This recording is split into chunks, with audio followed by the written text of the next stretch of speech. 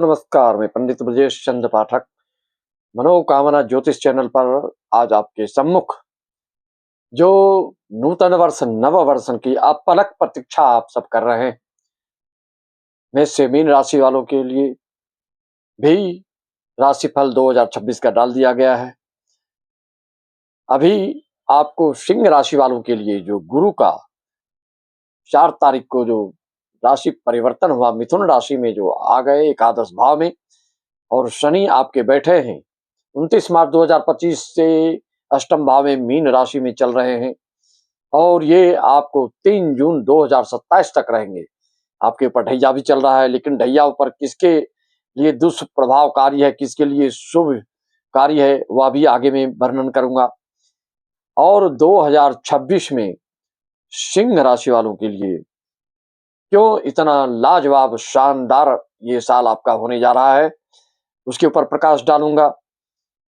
उसके पूर्व गणेश जी का स्मरण में आप भी सम्मिलित हो जाएं।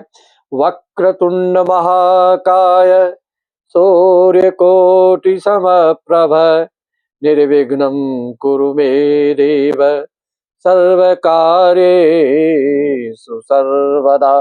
मित्रों, अगर पहली बार आए हैं हमारे चैनल पर तो आप सब्सक्राइब कर लें, क्योंकि वीडियो सुनने के पश्चात अगर आपने सब्सक्राइब नहीं किया तो पुनः फिर आपको पश्चाताप होने जैसी स्थितियां निर्मित हो जाती है। इसलिए पहली बार आए हैं सब्सक्राइब कर लें, और हमारे इस चैनल पर, मनोकामना ज्योतिष चैनल पर, हमेशा भूल भुलैया में डालने वाली बातों का उल्लेख नहीं किया जाता है। बिल्कुल जो हकीकत है, जो अनुभूत की हुई चीज है, जो सालों साल का जो अनुभव है, उसके बारे में आपकी कुंडली की सूक्ष्म से सूक्ष्मतम, गूढ़ से गूढ़तम बातों को निकालकर आपको संतुष्टि प्रदान करने लायक बात होती है। तो हम आगे बढ़ते हैं, क्योंकि ग्रह तो हो गए सब अनुकूल, अब होगा कोई किसी काम में भी नहीं कुछ आपका प्रतिकूल। अब मिलने जा रहा है आपको सुकून ही सुकून, अब कोई काम नहीं होगा आपका उलूल या जुलूल। मित्रों, व्यर्थ की बातों का ना बांधूंगा मैं पुल, निरर्थक बातों का मैं नहीं देता हूं तूल, क्योंकि ऐसे में होता है आपको मानसिक शूल। लोग वीडियो चलाने के लिए कुछ भी डाल कर करते हैं वो बड़ी भूल। तो जो सही है वही आपको बताने जा रहा हूं। आप जान रहे हैं कि 30 साल के बाद यह पुनरावृत्ति करते हैं अपनी राशि में। सिंह राशि वालों के लिए जो शनि बैठे हैं अष्टम भाव में, तो किस किस लग्न वाले के लिए ये क्या क्या फल दे सकते हैं। और ये गुरु का जो 5 दिसंबर से जो इसका फल का जो प्रभाव है, इसके राशि परिवर्तन का, इसके गोचर का, उससे आपके जीवन में कैसा परिवर्तन आने वाला है। आप जैसा कि जानते हैं, गुरु जो है द्वितीय भाव, पंचम भाव, नवम भाव, दसम भाव, एकादश भाव के ये कारक ग्रह हैं। अगर इस भाव में ये शुभ युति में, शुभ योग में, शुभ लग्न में बैठते हैं, युवावस्था के अगर हैं, तो आपके जीवन में किसी प्रकार का संकट, किसी प्रकार की आफत, किसी प्रकार की विपत्ति, किसी प्रकार की यश अपकीर्ति, यश ही यश प्राप्त होता है, अपकीर्ति आपकी नहीं होती है। और ऐसा जातक धार्मिक, आस्तिक, सात्विक तो होते ही हैं, उच्च शिक्षा प्राप्त करने वाले होते हैं, उच्च साहित्यकार होते हैं, फिलोसफर होते हैं, दर्शन शास्त्र के ज्ञाता होते हैं, ये धर्म शास्त्रों के धर्मज्ञ, ये मर्मज्ञ होते हैं, उपदेशक होते हैं, कथाकार होते हैं। बहुत ही मतलब कोई भी जो बात ये करते हैं बिल्कुल निर्भीकता के साथ और निर्भयता के साथ, और इस तरह से बात इनके गुरु के कारण इनको इतना आत्मबल और इतना अपने ऊपर विश्वास होता है कि बिल्कुल दूध का दूध और पानी का पानी, स्पष्टवादी क्लैरिटी के साथ बात करने वाले ये व्यक्ति होते हैं। तो चलिए प्रारंभ करते हैं। आप जैसा कि जानते हैं, सिंह राशि वालों के लिए 3 नक्षत्र होते हैं। मघा नक्षत्र के 4 चरण, पूर्वा फाल्गुन के 4 चरण, और प्रथम चरण उत्तरा फाल्गुन के। मघा के अगर आपकी कुंडली नहीं है तो आप अपने नाम से देख सकते हैं। मो, मा, मी, मू अक्षर है तो आपके नक्षत्र मघा माने जाएंगे। मो, टा, टी, टूर है तो आपके पूर्वा फाल्गुनी नक्षत्र माने जाएंगे। अगर टे अक्षर से आपका नाम है टेकनाथ, टेकम जी, कुछ भी इस तरह के आप नाम रखते हैं तो आप उत्तरा फल्गुनी के प्रथम चरण सिंह राशि में आते हैं। तो इस तरह के 9 चरण के आप जानते हैं एक राशि होती है, लेकिन सिर्फ राशि आप जानते हैं सिंह राशि के करोड़ों हैं, अरबों हैं, खरबों हैं, लेकिन उसमें हर एक सिंह राशि वालों में जो फलादेश है, जो गोचर का फल है, वो अलग अलग क्यों होता है, उस पर भी हम आपका ध्यान आकृष्ट करना चाहूंगा और उसको समझने और समझाने का प्रयास करूंगा। मित्रों, सिंह राशि के बारे में विचित्र बात, विलक्षण बात, विशेष बात, प्रसिद्ध बात, विदित बात, विशिष्ट बात, बौद्धिक बात, स्वभावगत जानकारी, तथ्यात्मक जानकारी, सूक्ष्म से सूक्ष्मतम और गूढ़ से गूढ़तम बात को जाहिर करने वाला हूं। आप थोड़ा ध्यान देकर इस वीडियो को देखें और जिससे कि आपके जीवन में बहुत बड़े बदलाव आ सकते हैं। छोटी छोटी चीजों को अगर आप अनुसरण करते हैं, आत्मसात करते हैं, हृदयंगम करते हैं, तो उसका फल लेकिन बहुत बड़ा होता है। आप देखते हैं कि जब चिंगारी निकलती है किसी आग की लुत्ती और बड़े बड़े पुआलों और खेत खलिहान को जलाने में सक्षम होता है, तो चिंगारी होनी चाहिए। अगर आपकी कुंडली में बीज रूप में भी कोई अच्छी योग है, तो वह कब बरगद जैसे विशाल पेड़ अस्थायित्व प्रदान करने वाली चीज हो जाएगी, आप समझ भी नहीं पाएंगे। गुरु का मिथुन राशि में 5 दिसंबर से प्रवेश होना, अगर आपकी कुंडली में गुरु मिथुन राशि में शुभ योग में है, तो ऐसा जातक आप जानते हैं कि वह एक ही विद्या नहीं कई विद्याओं के जानकार होते हैं और ऐसे व्यक्ति प्रायः कई चीजों में एक साथ हाथ लगाने वाले होते हैं, फिर भी किसी भी क्षेत्र में इनको असफलता हाथ नहीं लगती। इनकी बौद्धिक क्षमता, इनकी विद्वता, इनकी योग्यता, इनकी अद्वितीयता के बारे में सब लोग जानते हैं। लोग को हतप्रभ करने वाली इनकी जो है कार्य कुशलता और निपुणता, दक्षता को देखकर लोग हतप्रभ होते हैं। आपके अंतर्मन की बात, आपके अंतरात्मा की बात, अद्भुत बात, अचंभित बात और आश्चर्यचकित और स्तब्ध करने वाली बात को आज मैं जाहिर करने जा रहा हूं। मित्रों, बंधुओं, श्रोताओं एवं दर्शकों और यजमानों, इतना तो तय है, निश्चित है कि आपके पास जो है, जब तक आप अपनी कुंडली का विश्लेषण नहीं कराते हैं, तब तक आप इन राशि फलों से, चाहे वो दैनिक राशि फल हो, चाहे साप्ताहिक राशि फल, चाहे मासिक राशि फल हो या वार्षिक राशि फल, इस गोचर का सटीकता आपके ऊपर नहीं बैठ पाती है। उसका क्या कारण है?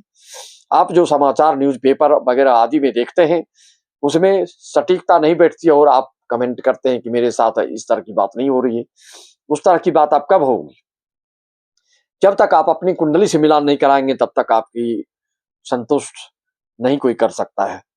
इसके लिए आपको क्या क्या, कब कब क्या कुछ होने वाला है, वह अवगत आप अपनी कुंडली से ही देख सकते हैं, जान सकते हैं और समझ सकते हैं, और उसका फिर सटीक उपाय, समाधान, परिहार और जब तब पूजा पाठ, अनुष्ठान आदि और रेमेडी भी कर सकते हैं। अन्यथा अंदाज से कुछ करेंगे तो वह व्यर्थ का होगा, आपका परिश्रम पानी में जाएगा।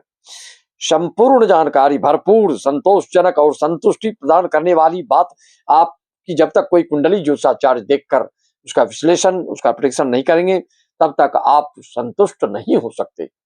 चाहे कुछ भी हो जाए, प्रश्न कुंडली से आप तात्कालिक चीज जान सकते हैं, लेकिन जीवन पर्यंत की बातों को जानना चाहते हैं, चाहे संपत्ति की बात हो, चाहे संतान की बात हो, चाहे दाम्पत्य जीवन की बात हो, चाहे रोजगार की बात हो, चाहे उद्योग धंधा की बात हो, चाहे देश विदेश से आयात निर्यात की बात हो, चाहे किसी चीज की बात हो, केस मुकदमा की बात हो, चाहे आदि व्याधि की बात हो, चाहे किसी तरह की बात हो, कोई भी शंका, कोई समाधान, किसी भी दुविधात्मक स्थिति में फंसे हैं, किसी भी क्षेत्र में अवरोध, कहीं भी अचानक आपकी ड्यूटी कर रहे हैं, एक ग्रेड की नौकरी और अचानक आपका डिमोशन क्यों हो जाता है, किसी अधिकारी का आपको कोप का भाजन क्यों होता है, सब ये कुंडली में योग होता है। मित्रों, सिर्फ गोचर फल से, राशिफल से ये आप बिल्कुल उस अपने ऊपर कुछ लागू नहीं कर सकते हो, उससे आपको कोई फायदा होने वाला नहीं है, क्योंकि सिंह राशि करोड़ों है, उसके साथ एक जैसी घटना लागू नहीं हो सकती। ऐसा क्यों? कोई बालावस्था है, कोई किशोरावस्था का है, कोई युवावस्था के हैं, कोई वृद्धावस्था के हैं, कोई कोई बिल्कुल मरणासन्न है, इसलिए सबके लिए फल भी अलग अलग हो जाता है। इतना नहीं, आप जानते हैं कि सिंह राशि में 3 नक्षत्र आते हैं, मघा नक्षत्र, पूर्वा फाल्गुनी नक्षत्र, उत्तरा फाल्गुनी नक्षत्र, सभी नक्षत्रों के अलग अलग फल हैं।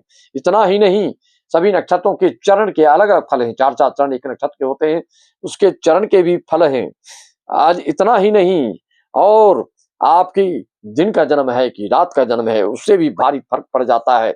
इतना नहीं, आपके ग्रह गोचर कितने अंश के हैं, उससे भी भारी फर्क पड़ जाता है। इतना नहीं, आपके कुंडली में क्या-क्या दोष है, उससे भी भारी फर्क पड़ जाता है। इतना ही नहीं, आपकी कुंडली में विभिन्न कारण हो सकते हैं, विविध रूप उसके हो सकते हैं। किसी का योग कारक दशा तो किसी का मार्गेश चल रहा होता है। इसलिए आपके फलादेश में आकाश पाताल का अंतर आ जाता है मित्रों, और इसीलिए इतना आप लोग दिग्भ्रमित होते हैं। उदाहरणार्थ सिंह राशि का गुरु, आप देख रहे हैं सिंह राशि वालों के लिए गुरु 5 दिसंबर से मिथुन राशि में आए, लेकिन आपका लग्न कौन सा है, किस लग्न वालों के लिए ज्यादा से ज्यादा शुभ फल मिलने जा रहा है?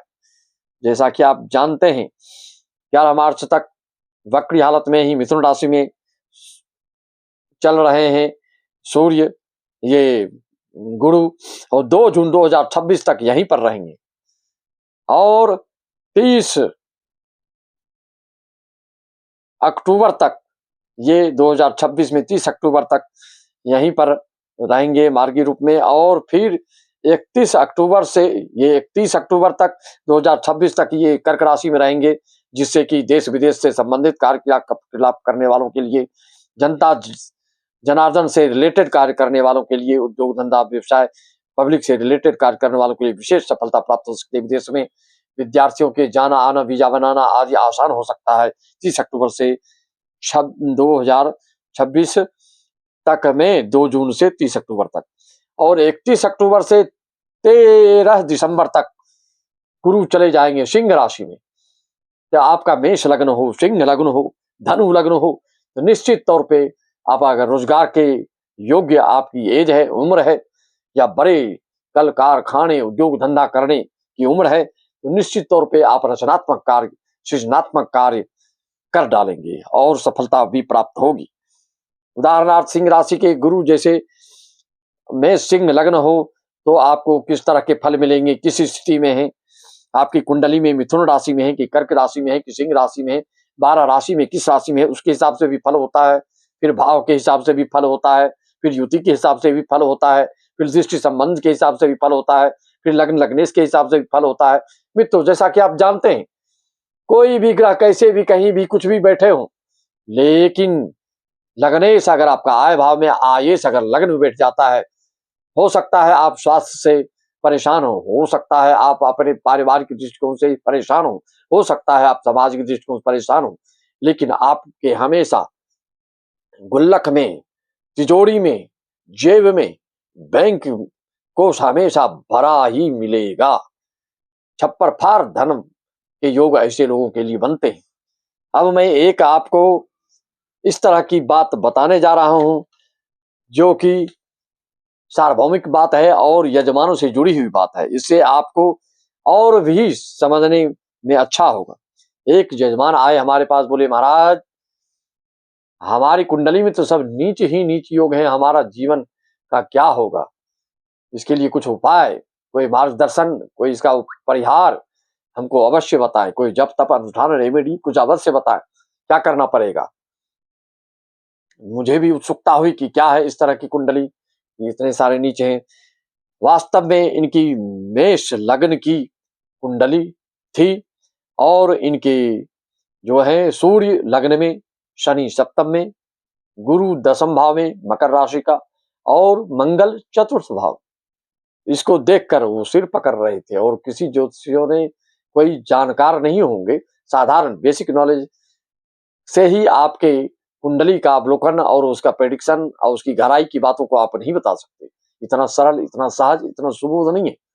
इसके लिए हरि अनंत, हरि कथा अनंता, ज्योतिष शास्त्र आप जानते हैं, भृगु संहिता, रावण संहिता, लोमा संहिता आदि आदि इतनी संहिताएं हैं। उसके अध्ययन करने के पश्चात किसी की कुंडली को देखकर हम बिल्कुल आत्मविश्वास के साथ आपके भविष्य, भूत, वर्तमान की बात करते हैं। जो भूत की बात बता दे वही आपके भविष्य की बात बता सकता है, इतना आप ध्यान दें। तो इस तरह से वो सिर पकड़ के रो रहे थे। ज्योतिष शास्त्र का नियम है, जब आपकी कुंडली में केंद्र भाव में, कहने का तात्पर्य प्रथम भाव, चतुर्थ भाव, सप्तम भाव, दसम भाव में अगर आमने सामने कोई 90 डिग्री में कोई ग्रह आपके बैठे हैं, लग्न और सप्तम, दसम और चतुर्थ में नीचे ही नीच ग्रह हो, तो यह तो भारी महाराज योग होता है, राज सिंहासन पर बैठना बढ़ने वाला होता है। चाहे राजनीतिक क्षेत्र हो, चाहे सामाजिक क्षेत्र हो, चाहे जो भी क्षेत्र हो, ऐसे जातक बिल्कुल उच्चासन को प्राप्त करने वाला होता है और देश विदेश में नाम यश कीर्ति को फैलाने वाला व्यक्ति होता है। क्यों? वो सब नीच को देख रहे हैं, इसका यह शर्त है, ज्योतिष शास्त्र में वर्णन आया है। सूर्य नीच का है और शनि भी नीच का है, तो दोनों आमने सामने केंद्र में बैठे हैं। लग्नस्थ सूर्य अपने उच्च राशि पर, मेष राशि पर दृष्टि डाल रहा है और शनि मेष राशि से अपनी उच्च राशि तुला राशि पर दृष्टि पड़ रही है। मकर राशि के बारे में भी जगत विदित है कि जिसका मकर राशि का गुरु दशमस्थ होता है और बलिष्ठ हो, जैसा बल होगा उसके अनुपात में आपके पास आकुल धन संपदा आएगा। सिर्फ मकर नीच का मकर राशि का गुरु अगर दशम भाव में बैठता है तो ये कि बहुत ही बड़ा राजयोग निर्माण कर देता है। जीवन भर व्यक्ति बिल्कुल करोड़ों अरबों पैसों का खेल खेलता है, चाहे वो रियल एस्टेट से संबंधित हो, चाहे वो किसी भी क्षेत्र में हो, विशेष करके रियल एस्टेट से संबंधित उसको आकुल धन संपदा के योग बनते हैं। और भी ग्रह गोचरों का अवलोकन करना चाहिए, लेकिन सिर्फ मकर का गुरु भी बैठ गया दशम भाव में तो निश्चित तौर पे आप जानिए कि आप महाराजा से कम नहीं है। इस तरह से आपको जानना जरूरी है कि आपकी कुंडली में क्या क्या योग है, उसको बिल्कुल ऐसे ज्योतिषाचार्यों से दिखाना चाहिए कि जो आपको अक्षरशः आपके पितृ दोष, काल सर्प दोष, विषकुंभ दोष, कहाँ पर क्या दोष है, उसका क्या दोष प्रभाव आपके जीवन पर, आपके कर्म क्षेत्र पर, आपके संतान भाव पर, आपके दाम्पत्य जीवन के भाव पर या आपके धन भाव पर क्या क्या उसका दुष्प्रभाव पड़ने वाला है, इसको आप अक्षरशः जान सकते हैं। अन्यथा ऐसे ही आप रह जाएंगे। इसको देखते ही मेरे तो हाथ पांव फूल गए। मैंने कहा उस यजमान को, भाई आप सिर क्यों पकड़ रखे हैं, आप तो महाराज हैं, आप तो किलो का किलो सोना भी दान कर सकते हैं और बड़े से बड़े कार्यक्रम कथा प्रवचन आदि करवा सकते हैं। उन्होंने कहा नहीं, चारों हमारे नीच के हैं। तो भाई नीच के हैं ऐसा पकड़ के सोचते रहोगे तो फिर हो गया। और उन्होंने कुंडली दिखाई या उसके पश्चात उनका गुरु का महादशा शुरू हुआ और उसके बाद वह फोन लगाया उन्होंने कि महाराज आपने बिल्कुल सही कहा, नीच का है लेकिन फल तो बहुत अच्छा मिल रहा है। इस तरह से कभी भी आप ऐसे लोगों से ना दिखाएं जिससे कि आपको वह हतोत्साहित और आप अवसाद में चले जाते हो और आप बिल्कुल उत्साहहीन हो जाते हो। कुंडली का काम विश्लेषण करने का मतलब ये नहीं है कि आपको कोई हतोत्साहित करे और आप अवसाद में चले जाएं। उसका परिहार, उसका उपाय, उसका समाधान, उसका निदान बता करके आपको उस संकट से, उस आफत से, उस मुसीबत से बचाने का जो कार्य करता है वही ज्योतिषाचार्य कहलाता है। आपके घर में नकारात्मक, आपके मन में नकारात्मकता की बात आ रही है तो उसको सकारात्मकता के रूप में परिवर्तित कर दे अपनी विचारधारा से, अपनी मौलिक क्षमता से और अपनी विश्लेषणात्मक विधि से। वही ज्योतिषाचार्य होता है। ज्योतिषाचार्य के मतलब सिर्फ नहीं कि योग्यता के बल पे हम विश्लेषण करें, नहीं। ज्योतिषाचार्य के बारे में बताया गया है यह गॉड गिफ्टेड चीज भी होती है। कई लोग अथक परिश्रम करते हैं तब थोड़ी सी ज्ञान और बुद्धि प्राप्त करते हैं, लेकिन जिसके पूर्व जन्म के पुण्य का प्रताप का फल होता है तो घंटों में ही जो वर्षों में कोई हासिल करता है वह हासिल कर लेता है और लोगों को बिल्कुल चमत्कृत और बिल्कुल आश्चर्यचकित कर देने वाले उनका उद्बोधन, उनकी जो व्याख्या की शैली और मंत्र मुग्ध कर देने वाले और अपने भाषणों में भी जनता जनार्दन को कब समय निकल जाता है उनको पता तक नहीं चलता है। ये सब विशेषता होती है, बिना भगवान की कृपा के बिना यह हो नहीं सकती। धर्म जहां होता है वहीं व्यक्तियों के पास शर्म होता है, जहां धर्म नहीं वहां आदमी बेशर्म हो जाता है। जिंदगी में फिर उसको कई तरह के झंझावातों का सामना करना पड़ता है।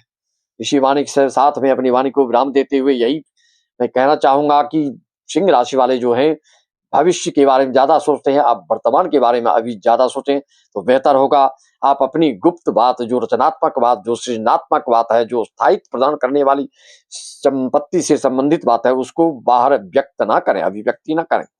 और आपको जिंदगी में याद रखें, सिंह राशि, सिंह लग्न वाले, धनु मेष राशि वाले से ही हमेशा आपके जीवन में रचनात्मक मार्गदर्शन मिलता है और उनसे विशेष भाग्योदय आपके होते हैं। चाहे विद्यार्थी हो आप, चाहे साझेदारी का कार्य करें, चाहे कुछ भी आप करें, इसी दो राशि से आपके जीवन में विशेष उपलब्धि हासिल होती है। और यही दोनों राशि वाले किसी न किसी रूप में, नारायण के रूप में आपके पास आकर के आपकी जिंदगी का भाग्य का दरवाजा खोलने वाले होते हैं। ये आप जीवन बिल्कुल इस ज्योतिष शास्त्र के सूत्र को आप जीवन पर्यंत याद रखें और ये अनुभूत की हुई चीज, अनुभव की हुई चीज, बातों को आपको बता रहा हूं। लाखों लाख कुंडली देखने के पश्चात इस तरह की बातों को बिल्कुल 100% आत्मबल के साथ आपको इस चीज का आगाह और आपको विश्वास दिला रहा हूं। मित्रों, आप अगर सत्संगी हैं, प्रवचन कथा आदि के प्रेमी हैं, तो मेरा एक और चैनल है बीसी पाठक भागवत चैनल पर जाकर के आप संगीतमय कार्यक्रम और नए नए भजन का लुत्फ ले सकते हैं, आनंद ले सकते हैं। क्योंकि बिनु सत्संग विवेक न होई, राम कृपा बिनु सुलभ सोई। सत्संग और धार्मिक पूजा पाठ नित्य नैमित्तिक और काम्य पूजा करते रहने से ही ये जिंदगी आपकी सफल होती है। इसी वाणी के साथ सभी को मेरा नमन वंदन अभिनंदन। बोलो सियावर रामचंद्र की।